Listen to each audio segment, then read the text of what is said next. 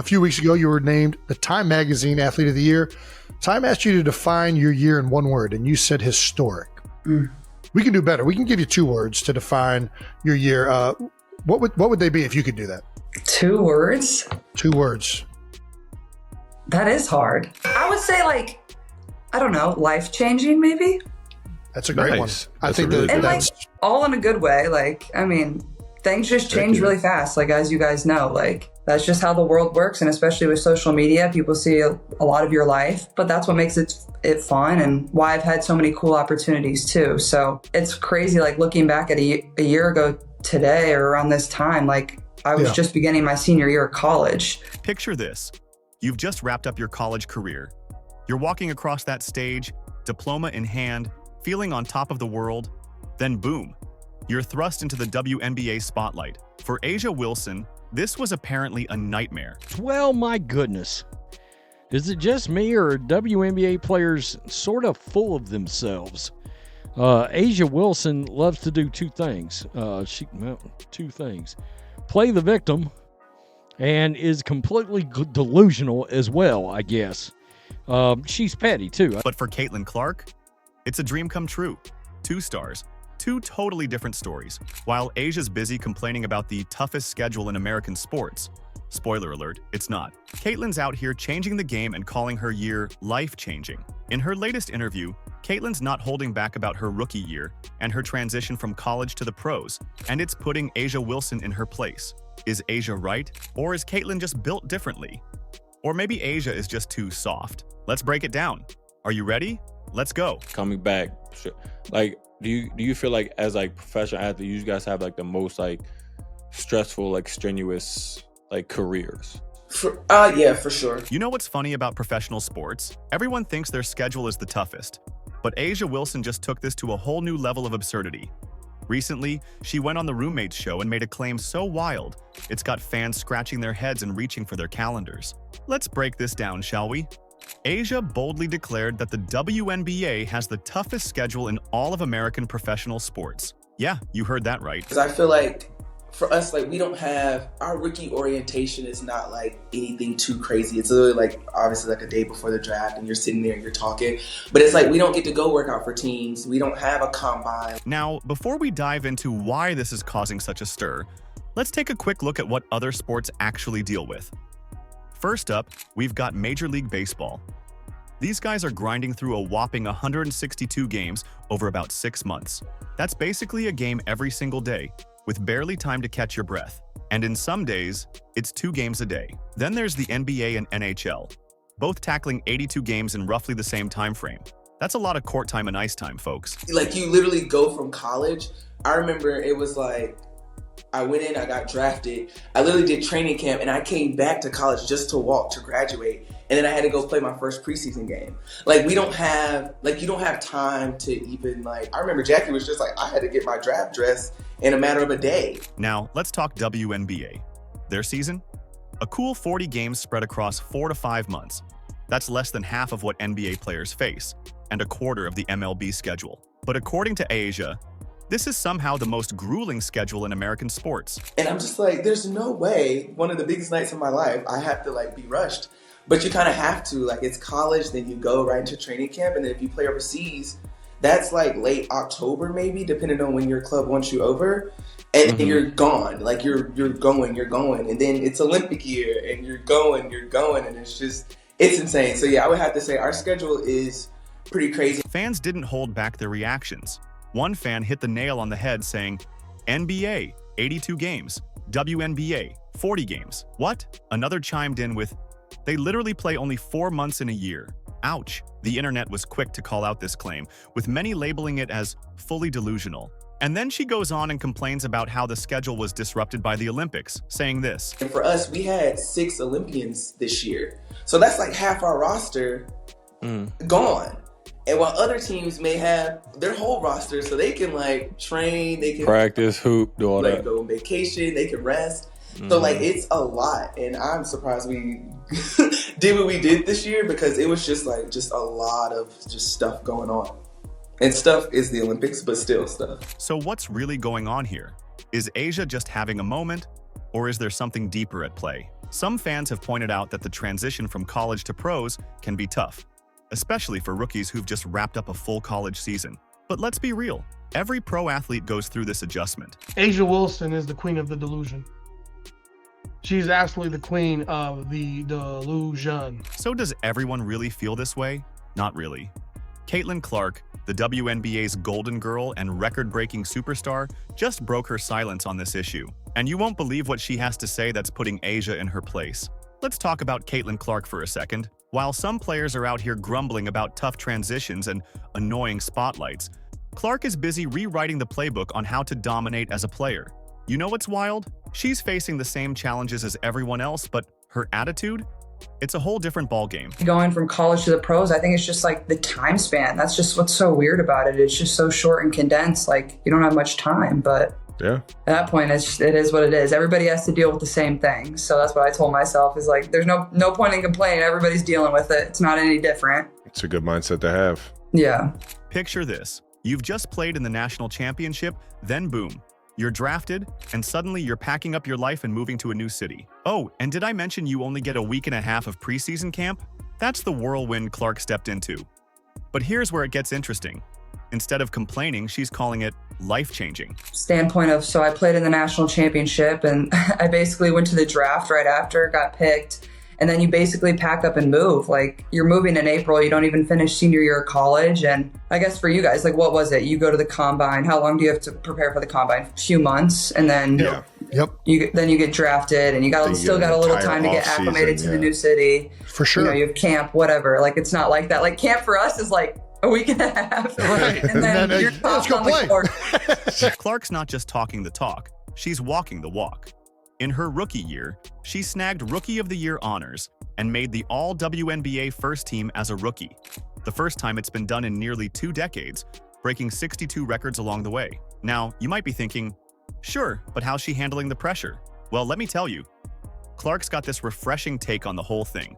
She says, I think it was good a little bit too. Like, you don't have time to overthink things. Like, it's just like, Sure. boom, boom, boom, boom. Yeah, like, you're just on to the everything's next. happening But at Right. the same time, like, you don't, like, I feel like I never really ended the chapter of college. Like, it was just like, you Right. up and left. But maybe that's good. You don't have a lot of time to think about it. So I think that's definitely the weirdest part of, you know, women's professional basketball and obviously college basketball too. It's just that change. But that's kind of how it has to be too. So it's just different. But I think I feel lucky too. no whining, no excuses, just pure hustle and gratitude.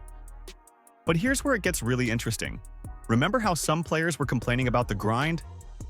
Clark's over here appreciating the mid-season break for the 2024 Paris Summer Olympics. She used that time to bond with her fever teammates and recharge. In her own words, We had the Olympic break, so I got a month off in the middle of the season because we had to pause the WNBA season because, you know, the 12 girls go and play in the Olympics and everybody else, you're not doing much. So got like a month off, which I really needed, obviously, because I'd been playing basketball for just a year straight. But obviously so much different from the NFL or the NBA. see the difference? She's acknowledging the challenge but framing it as an opportunity. And let's be real, Clark isn't doing this alone. She's quick to shout out her veteran teammates for their support. For not knowing, you nailed it. Yeah. Well,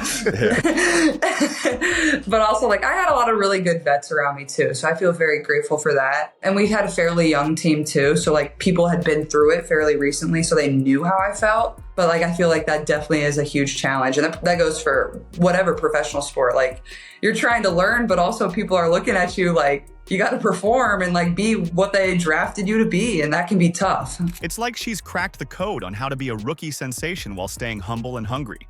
You know what's truly impressive? Clark's not just surviving, she's thriving, and it's not going unnoticed. Fans are flocking to see her play, TV ratings are soaring, and suddenly everyone's talking about the WNBA. It's like she's single-handedly changing the game's landscape. You come in as a rookie and like you said, like you're trying to figure out a new environment, new teammates. Like you don't want to say too much. You don't want to say too little. And it's just so hard. So, what's the secret sauce here? How is Clark's positivity reshaping the WNBA? It's simple. She's showing that success and gratitude can go hand in hand. She's proving that you can face tough challenges and still see them as opportunities. In a league where some veterans seem stuck in their ways, Clark is a breath of fresh air.